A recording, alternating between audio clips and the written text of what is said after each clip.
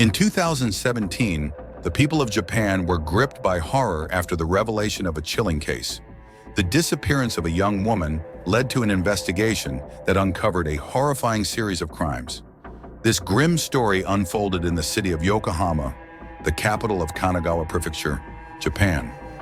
The central figure of this tragic narrative was 23-year-old Tamura Aiko from the city of Hachioji. Her family, consisting of her parents and older brother, was devastated by her sudden disappearance. Tamura was a quiet and introverted young woman who dropped out of school after graduating from high school. Following her parents' divorce, she lived with her mother. In May 2017, her mother passed away from an illness, which dealt a devastating blow to Tamura and led to mental health struggles. She was diagnosed with schizophrenia. Her condition deteriorated to the point where she required treatment in a psychiatric clinic. Despite the physical distance, Tamura's brother supported her through social media, offering words of comfort and hope. Everything seemed to be improving, and the brother felt that his sister's life was gradually getting back on track. But in October 2017, the young woman vanished without a trace. During the desperate search, her brother uncovered a series of crimes that shocked all of Japan. The fate of Tamura and other victims left no one indifferent, and this case is considered one of the most horrific in the country. Let us go back to October 23, 2017. It was a Monday marked by silence, as there had been no word from Tamura for 3 consecutive days, which deeply worried her older brother.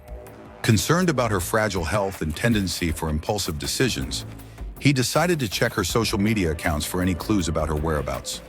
A post written on September 20th sent chills down his spine. It was an obsessive idea to find a partner for a joint suicide. Tamura had written, "I want to die but not alone. If you want to join, message me. I'm ready to meet in Tokyo. Do you have a car?" Among the several replies, one was particularly alarming. "Do you use drugs or alcohol to numb the fear? My apartment is available for this." Tamura's response, sent the next day, was full of despair. "Can we do it today? I only have 1,000 yen. We can do it without tools. Where are you? Are you a man or a woman?" This exchange alarmed Tamura's brother, who feared a sinister encounter. In his attempt to find her, he posted a missing person notice on her account, describing the mysterious man and asking for the public's help. After a day of fruitless searching, he turned to the police. Officers immediately began an investigation that quickly led to a crucial clue. Tamura was last seen at Hachioji Station on October 23rd at 1:45 p.m., accompanied by a man around 25 years old with shoulder-length black hair and a slim build.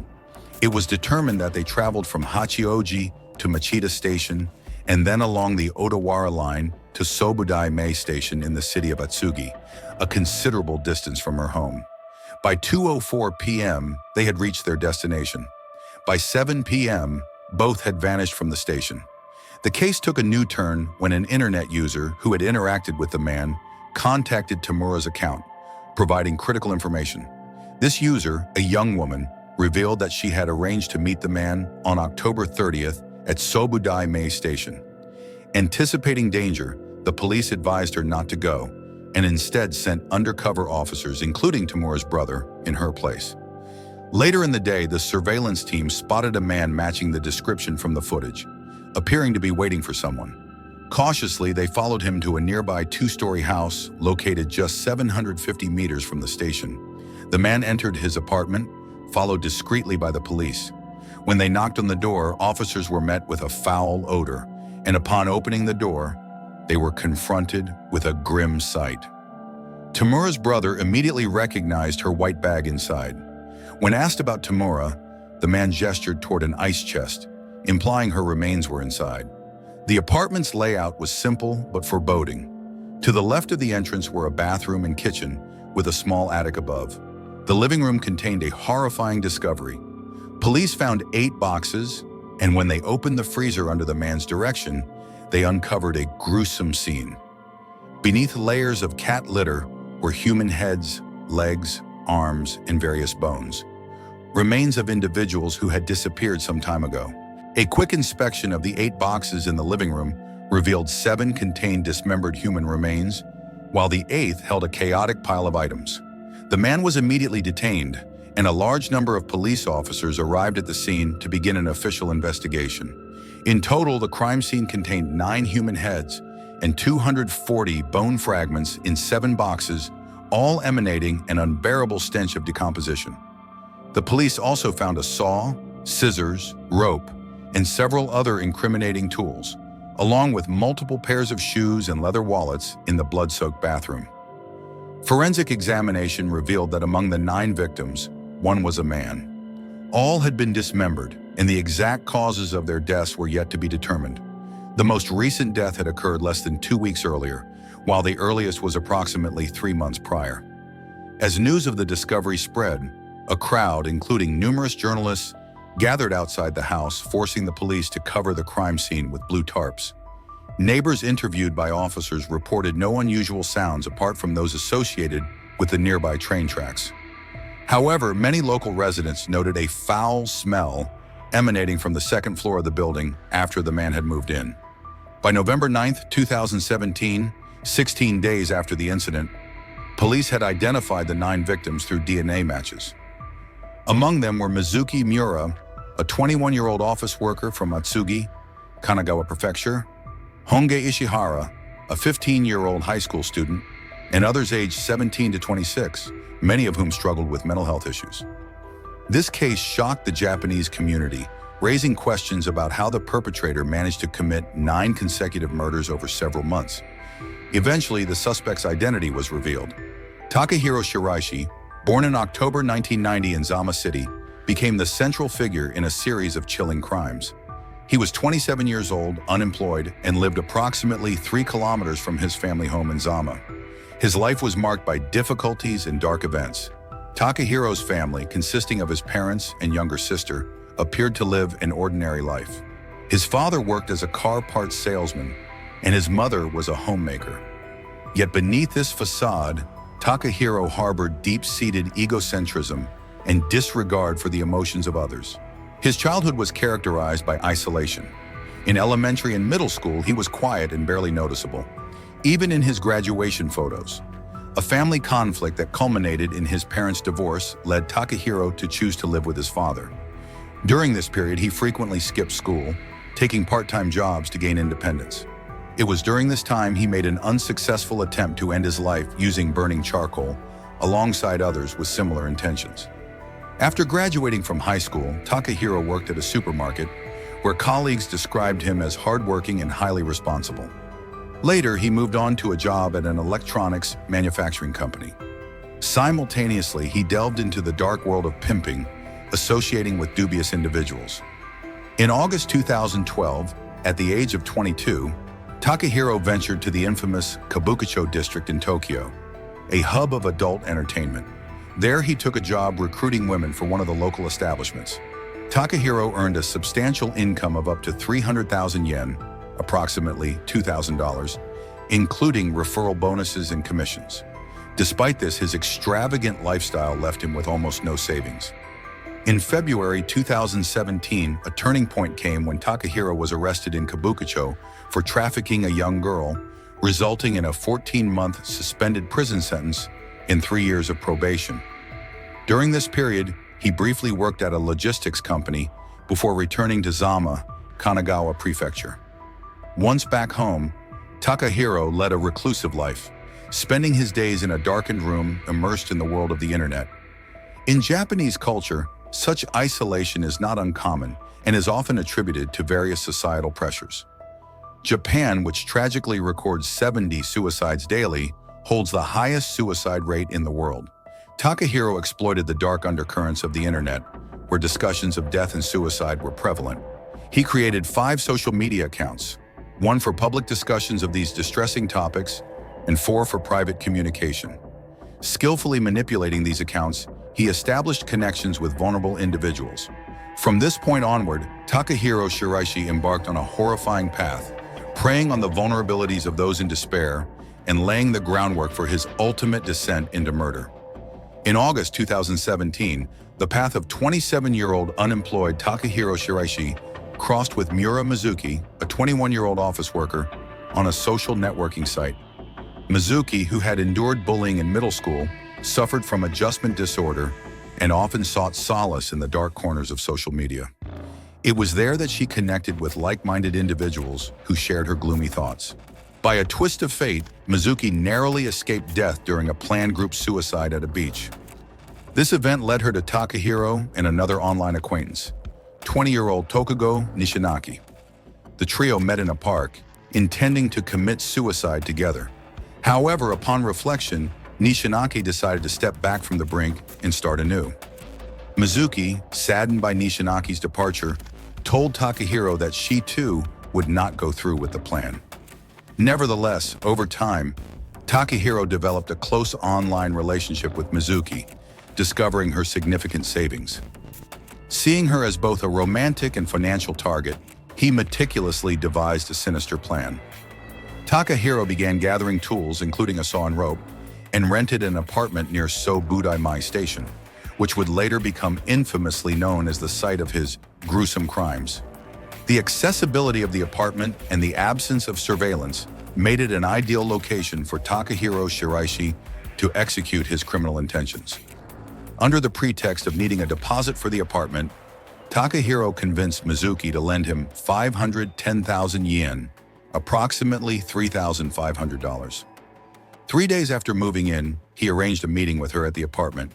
There, he drugged her with sleeping pills, and once she fell asleep, carried out a premeditated murder using a rope he had prepared. Afterward, Takahiro repeatedly violated Mizuki's corpse. Confronted with the aftermath of his actions, he spent 3 days meticulously dismembering her body in the bathroom. As decomposition began, he stored parts of her body in a refrigerator. Night after night, he discreetly disposed of the remains in nearby garbage bins. The difficulty of severing and disposing of the head led him to purchase boxes of ice and cat litter, which he used to conceal the head among their contents. On August 28, 2017, the grim series of crimes by Takahiro Shiraishi continued. This time, his victim was 15-year-old schoolgirl Honge Ishihara. Ishihara was a quiet girl who enjoyed communicating with new friends online. In her early school years, she often argued with her mother about her studies, and after a particularly heated argument, she ran away from home. It was during this vulnerable period, while she was browsing social media, that she met Takahiro. Following his usual pattern, he lured her to his apartment, where he repeated the same ruthless actions he had used on his previous victim. The mysterious disappearances of Mizuki and Ishihara alarmed their families, who quickly alerted the authorities. The investigation revealed chilling coincidences. The last traces of their mobile phones were found near the Sobudai Station in the city of Zama. Despite extensive searches of the area, the police found no clues. Takahiro, hiding in his apartment, remained unnoticed and out of suspicion. Meanwhile, the story of 20-year-old Toguo Nishinake, a young man with high-functioning autism, took another dark turn. The painful breakup led to hospitalization, and a subsequent meeting with his ex-girlfriend pushed him to the brink of suicide, which fortunately was prevented. Work problems worsened his despair and once again pushed him to contemplate death. Toguo, who knew Mizuki, wrote to Takahiro when he couldn't contact her, and they arranged to meet. After this, Togo's desire to end his life inexplicably faded, and he even told Takahiro about his newfound resolve to continue living. However, Takahiro, sensing a potential threat that could link him to Mizuki's disappearance and thus attract police attention, acted swiftly.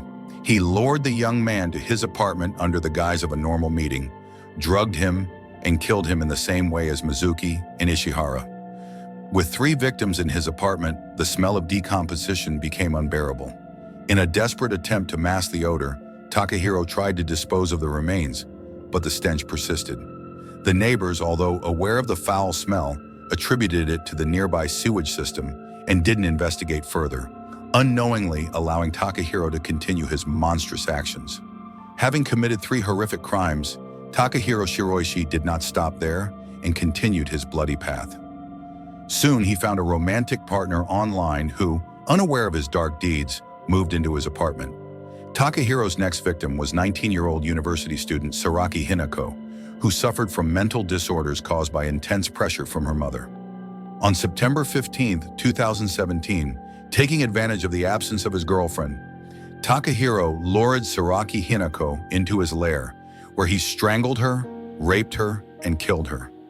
Shortly after, Takahiro attacked 26-year-old Hitomi Fujima, a divorced woman struggling with her child's disability and unstable family relationships. Her despair, expressed on social media against the backdrop of her second divorce and forced move, attracted Takahiro's predatory gaze. Their meeting took a sinister turn when Hitomi received a call from her ex-husband who asked to meet. Thinking that this call could disrupt his plans, Takahiro decided to quickly and ruthlessly end her life. To reduce the smell emanating from his victims, he invented an original ventilation system for his apartment. His merciless attacks claimed another 4 lives, and in total, he killed 9 people. The 9th box at the crime scene, ominously empty, was intended for the 10th victim. But timely police intervention prevented further tragedy. The complexity of the case and the need for thorough evidence collection delayed the start of the trial for almost 3 years. By the end of September 30th, 2020, hearings began in the Tokyo court, where Takahiro stated, "I regret killing some of my victims with whom I spent a lot of time, and I want to apologize to their families. But as for the others, I don't really feel deep remorse. The only thing I regret is failing when I was caught." After this, the man confessed to the murder and dismemberment of 9 people. Takahiro claimed that his motive was intimacy. He wanted to use the vulnerable state of his victims to manipulate and abuse them, fulfilling his fantasies without worrying about them rejecting his advances. His lawyer asked for leniency due to alleged mental health issues. However, the court found no grounds for reducing the punishment and sentenced Takahiro Shiraishi to the death penalty on December 15, 2020. After the sentence was issued, his lawyers filed an appeal, but 3 days later, Takahiro withdrew it. He explained that he did not want to cause additional stress to his relatives by prolonging the trial. He also stated that all charges against him were true and he did not want to challenge the decision. After that, the Japanese division of the banned social network urgently reviewed its rules, prohibiting content related to suicide and self-harm, and ensuring the swift removal of any violations. This horrifying case emphasizes the sanctity of life and the importance of resilience in the face of despair. It reminds us of the need to seek help and support during the most difficult moments of life, as circumstances can change. Friends, what do you think about this story? Write your thoughts in the comments and don't forget to subscribe to my YouTube channel.